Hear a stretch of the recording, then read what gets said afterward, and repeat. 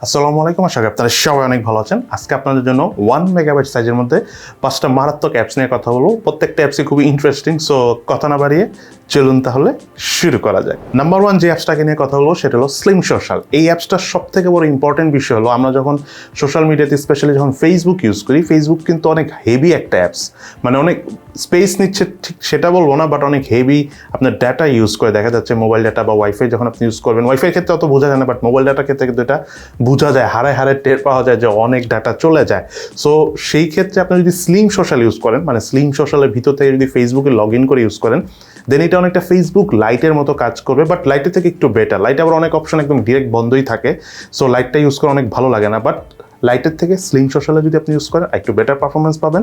এবং সব থেকে বড় কথা, আপনার যেটা ব্যান্ডউইথ বা ইন্টারনেট একটু কম খরচ হবে নর্মাল ফেসবুকের থেকে, বাট ছবি ভিডিও সবই দেখতে পারবেন এটাতে, এবং অনেক স্পিড পাবেন নর্মাল ফেসবুকের থেকে স্লিম সোশ্যালের মাধ্যমে যদি আপনি ফেসবুক ইউজ করেন। সেকেন্ড যে অ্যাপটাকে নিয়ে কথা বলবো সেটা হলো সিকিউরিটি বেসড একটা অ্যাপ। এটার কাজ হলো মেইনলি ধরুন আপনার ফোন আপনি লক করে রেখেছেন, বাট কেউ একজন লকটা খোলা ট্রাই করতেছে, হতে পারে ভুল পিন দিয়েছে বা ভুল পাসওয়ার্ড দিয়েছে, তখন সাথে সাথে মোবাইলের ফ্রন্ট ক্যামেরা দিয়ে তার ছবি তুলে আপনার ইমেল অ্যাড্রেসে ইমেল করে দেওয়া হবে। এবং এই অ্যাপটার নাম হলো লক ওয়াচ। এটা কিন্তু অনেক ইন্টারেস্টিং, অনেক ইম্পর্টেন্ট। দেখা যায় অনেক সময় আপনার ফোন বাসায় রেখে যেতে পারেন বা অন্য কোথাও রেখে যেতে পারেন, বাট কেউ খোলা ট্রাই করতেছে, আপনি দেখে নিতে পারলেন যে কে ট্রাই করলো।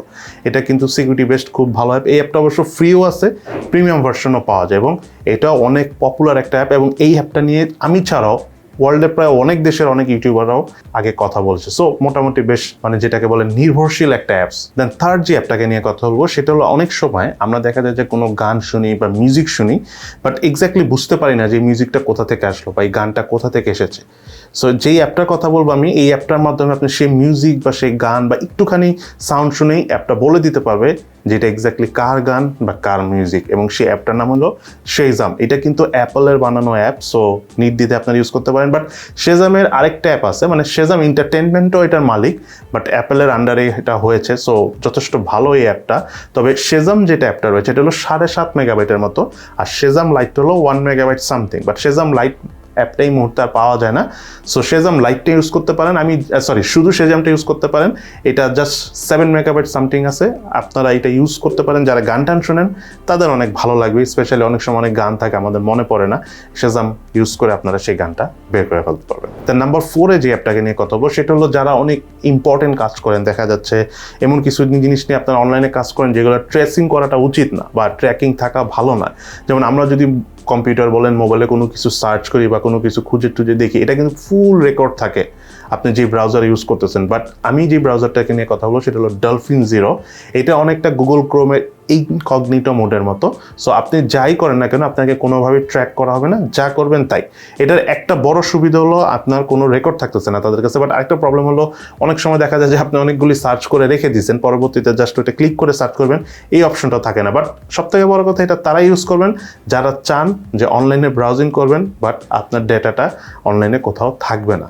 তাদের জন্য এটা একদম নির্দ্বিধায় বেস্ট অ্যাপ, কারণ এটা সাইজও কম, মাত্র 1 মেগাবাইটেরও নিচে। দেন নাম্বার 5 এবং সর্বশেষ যে অ্যাপটাকে নিয়ে কথা বলবো সেটা হলো মেইনলি ধরেন আপনার বাসায় বাচ্চা কাচ্চা আছে বা আপনার কোথাও ইম্পর্টেন্ট কোনো কিছু লিখে পাঠাতে হবে, এই অ্যাপটা ইউজ করতে পারেন। সেটার নাম হলো Draw15। Draw15-এ মূলত আপনি আর্ট করতে পারবেন ফিঙ্গারের মাধ্যমে, এবং সেই আর্টগুলো আপনারা সেভ করে রাখতে পারবেন। মেইনলি এটা বাচ্চাদের ক্ষেত্রে বেশি কাজে দেয়।